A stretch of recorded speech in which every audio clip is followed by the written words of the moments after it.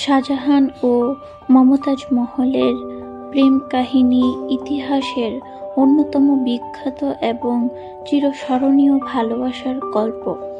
তাদের প্রেমের প্রতীক তাজমহল আজও যেন বিশ্বের অন্যতম শ্রেষ্ঠ সৌন্দর্যের নিদর্শন হিসাবে দাঁড়িয়ে আছে।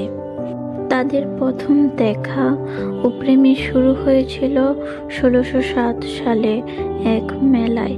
আরজুমান্দ বানু বেগমকে প্রথমবারের মতো দেখেন যুবরাজ খুররম। আরজুমান্দ ছিলেন মুঘল অভিজাত আসাফ খানের কন্যা।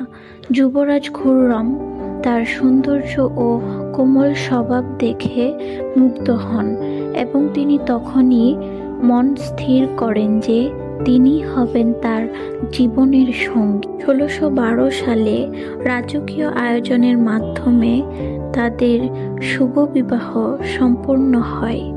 বিয়ের পর আরজুমান্দ বানু বেগমের নতুন নামকরণ করা হলো মমতাজ মহল, যার অর্থ প্রাসাদের রত্ন।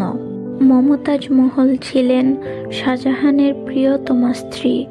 যদিও তার একাধিক স্ত্রী ছিল, তবে মমতাজকেই তিনি সবচেয়ে বেশি ভালোবাসতেন।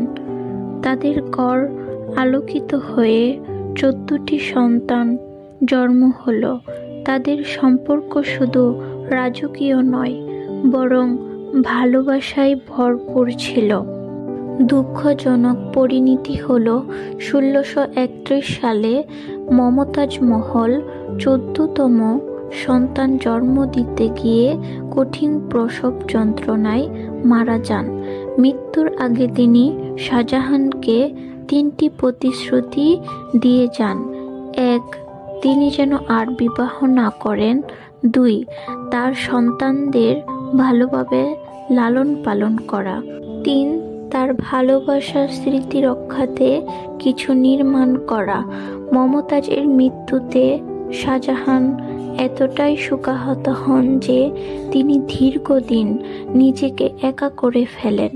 মমতাজের স্মৃতিকে অমর করতে শাহজাহান সমাধিস্রোত নির্মাণের সিদ্ধান্ত নেন। এটি ১৬৩২ সালে শুরু হয় এবং ১৬৫৩ সালে সম্পূর্ণ হয়, যা প্রায় ২২ বছর ধরে নির্মিত হয়।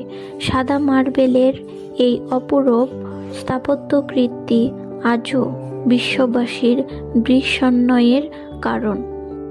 এই গল্প শুধু এক রাজা ও রানীর প্রেম কাহিনী নয়, এটি আত্মত্যাগ, গভীর ভালোবাসা ও চিরস্থায়ী বন্ধনের এক অনন্য নিদর্শন।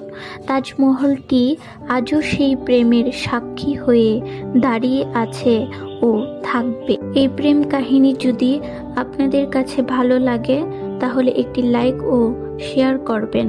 আসসালামু আলাইকুম।